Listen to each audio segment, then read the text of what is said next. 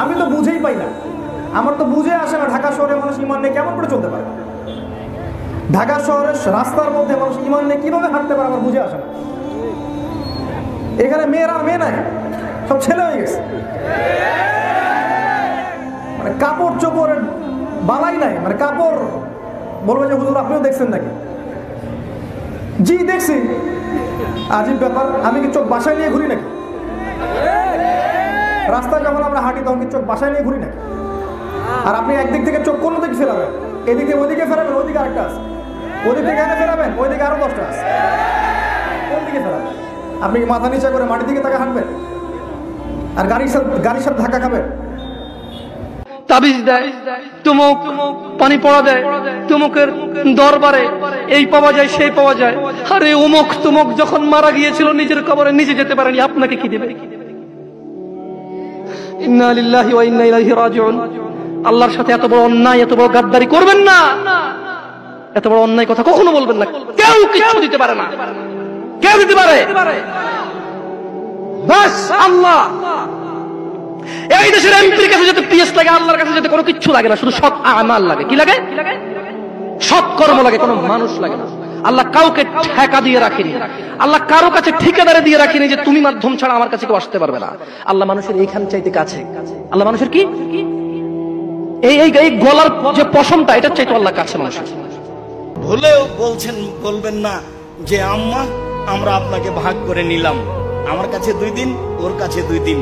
এই কথা থেকে একবার তওবা করে ফিরে আসবেন। আম্মা আপনি আমার সাথে খাবেন, আব্বা আমার সাথে খাবে, ভাগনা ভাগ্নি আমার সাথে খাবে, যত মানুষ আমার বাপের আত্মীয় স্বজন আছে সবাই আমার কাছে খাবে। ঘোষণা দিন বরকত।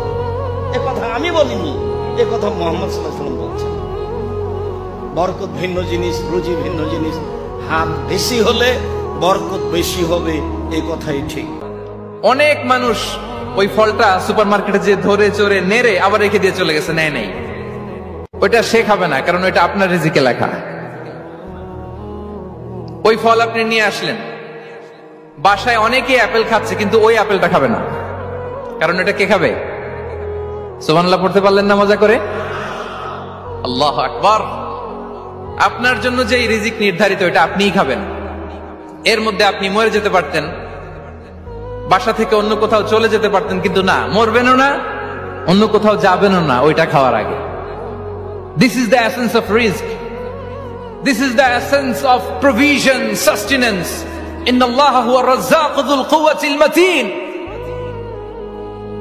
মায়ের পেটে থাকতে নির্ধারিত, ওই ফল কেউ টাচ করবে না আপ আনটিল ইউ ট্রাই ইট।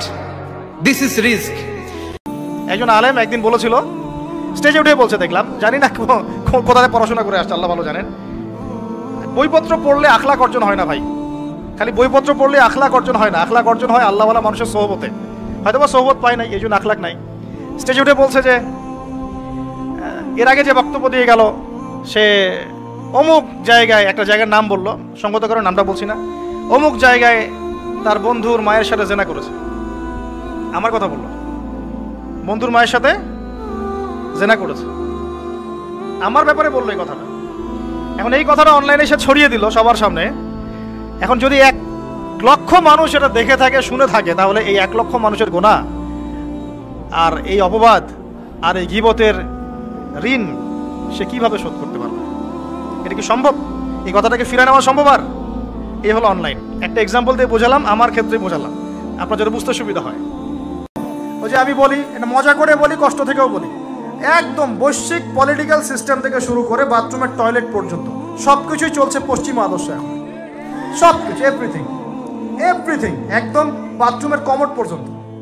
এখন তো কমোডও উঠাই দিছে, এখন সামনে একটা বালতি রেখে দেয় গামলার মতো, এখানেই পেশাব করতে হবে।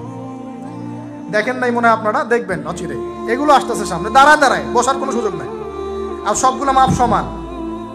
কারো হাইট যদি 6 ফুট, কারো 5 ফুট হয়, তখন কি হবে? অ্যাডজাস্ট করতে হবে ধরে তখন, নাকি? যুবকরা বুঝতে পারছে, তখন কাউকে লম্বা হতে হবে, কাউকে খাটো হতে হবে, মাপ তো সমান। আর সবার মাপ যদি সমান না হয়, এখন কি হবে? আল্লাহ পাক বোঝার তৌফিক দান।